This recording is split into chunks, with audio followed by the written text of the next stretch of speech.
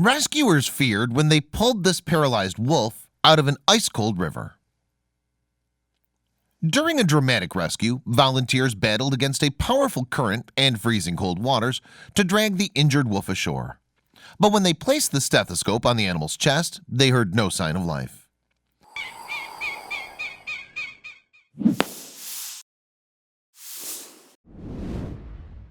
In January 2012, a team from the Center for Conservation and Research of Exotic and Wild Fauna attended to an unusual scene. Police had contacted the center, which is based in Monte Adone, Italy, about an injured wild animal. Specifically, some locals had spotted a wolf in a freezing river near the city of Bologna. And when rescuers arrived at the scene, they spotted the wolf standing completely still in the icy waters. His predicament was so bad, in fact, that he couldn't even move, since he was paralyzed in his hind legs as well as cold and exhausted. And on top of everything, someone had shot the beautiful animal 35 times with lead pellets. So it was immediately clear to the animal rescuers that the wolf would die if they didn't act quickly. With no time to lose then, they dragged him from the bitter waters and onto the slopes of the riverbank. However, to their utter dismay, they found that the poor creature had already stopped breathing. But having come so far, the team refused to give up on the wolf just yet. So there on the muddy bank, the kind strangers began CPR. As one man rhythmically compressed the animal's chest, a woman blew into his mouth. And miraculously, after a nervous few minutes, the wolf took a deep breath and opened his eyes. His rescuers named the animal Navare.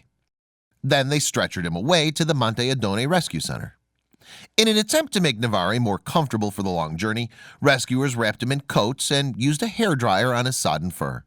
And when they reached the center, the team placed the majestic animal in front of a roaring fire. Slowly then, the wolf began to warm up. After that, vets placed Navare on a drip. And although he was still suffering from hypothermia, thankfully the wolf began to regain consciousness. Still, the animal remained in critical condition, and so the center kept him in intensive care. Amazingly, although Navare had been shot 35 times, X-rays revealed that all his bones were intact. Somehow the wolf had managed to escape his horrific ordeal largely unscathed.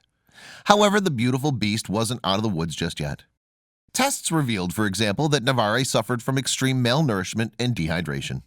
His fur was also in a bad state, and vets suspected that mange had caused the wolf's bald patches. Furthermore, the vets confirmed that he was suffering from partial paralysis in his hind legs. Naturally, they were keen to get to the bottom of what was causing the animal's paralysis, so neurologist Dr. Zira conducted some tests.